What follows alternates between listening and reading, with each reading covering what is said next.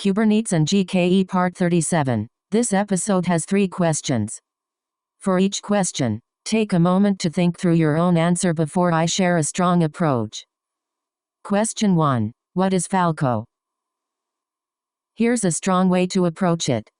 Falco is an open-source runtime security tool for Kubernetes that detects abnormal behavior and potential security threats in real time by monitoring system calls and container activity. It is widely used in DevSecOps for runtime threat detection. Core idea: Falco is a security guard that watches what is happening inside your Kubernetes nodes and containers in real time. It detects suspicious activity and raises alerts. Why Falco is used: it helps to detect container runtime attacks, identify suspicious system calls, monitor Kubernetes API activity, catch privilege escalation attempts, provide real-time security alerts. What Falco monitors: 1. System calls, kernel level, file access, process execution, network connections, privilege changes. 2. Container behavior, unexpected shell access, crypto mining activity, sensitive file modifications, reverse shells. 3. Kubernetes activity, pod creation or deletion, RBAC anomalies, API server interactions. How Falco works: kernel, syscalls, Falco engine rules, engine alerts, output,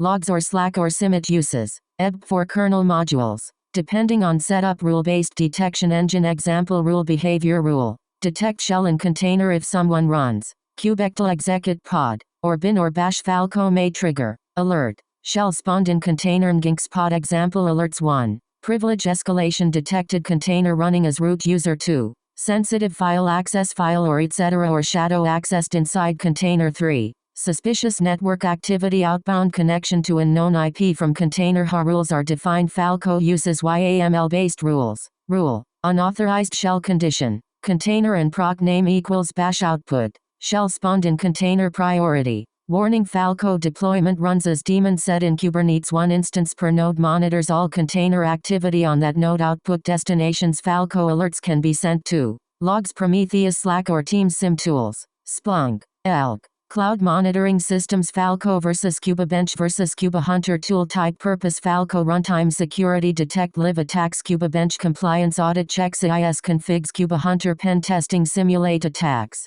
Simple analogy: think of Kubernetes cluster equals office building, Falco equals security camera system that watches every action in real time and alerts suspicious behavior immediately. Benefits: real-time threat detection, deep visibility into container activity, works at kernel level, high accuracy, integrates with security pipelines, detects zero-day behaviors. Behavior-based limitations: can generate false positives if rules are too strict, requires tuning for production environments, adds overhead at node level, needs integration with alerting systems for value. Best practices: start with default rule set and tune gradually, integrate with SIM or alerting tools, run in all production nodes. Daemon set: regularly update rule definitions, combine with KubeBench and OPA Gatekeeper. Interview-ready definition: Falco is an open-source runtime security tool for Kubernetes that monitors system calls and container behavior at the kernel level to detect suspicious or malicious activity in real time and generate alerts, enabling proactive threat detection and runtime security enforcement.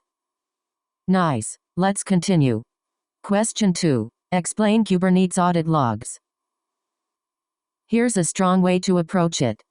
Kubernetes audit logs in Kubernetes are a record of all requests made to the Kubernetes API server, capturing who did what, when, and how in the cluster. They are mainly used for security, compliance, and troubleshooting. Core idea: audit logs answer who accessed or changed what inside the cluster. They provide a complete history of API activity. Why audit logs are important: they help you track all cluster activity, detect unauthorized access, investigate security incidents, meet compliance requirements, SOC 2, ISO, etc., debug unexpected changes in cluster state. What is logged? Audit logs capture every request to the API server, such as 1. Resource operations, create pod, update, deployment, delete service. 2. User actions, kubectl command, service account activity, controller actions. 3. Access details, user identity, namespace, IP address, timestamp, request source. Example: audit event, kind, event, verb, create, user. The exact commands and code are in the written question bank.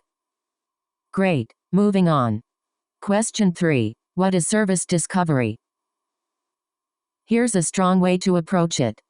Service discovery in Kubernetes is the mechanism that allows applications, pods, To automatically find and communicate with each other without needing hard-coded IP addresses. Core idea. Service discovery means, how does one service find another service in a dynamic environment in Kubernetes? Pod IPs change frequently, so service discovery provides a stable way to locate services. Why service discovery is needed in a distributed system? Pods are ephemeral, can die and restart. IP addresses constantly change. Scaling adds or removes instances dynamically, so we need stable naming, automatic routing, load balancing across instances. How Kubernetes solves service discovery? Kubernetes provides service discovery using 1. Services. Stable endpoint. A service provides a fixed virtual IP, cluster IP, and DNS name. 2. Core DNS. DNS-based discovery. Pods can discover services using DNS names. Example: My service default SVC cluster. Local service discovery flow. Pod A DNS. Core DNS. Service pod IPs.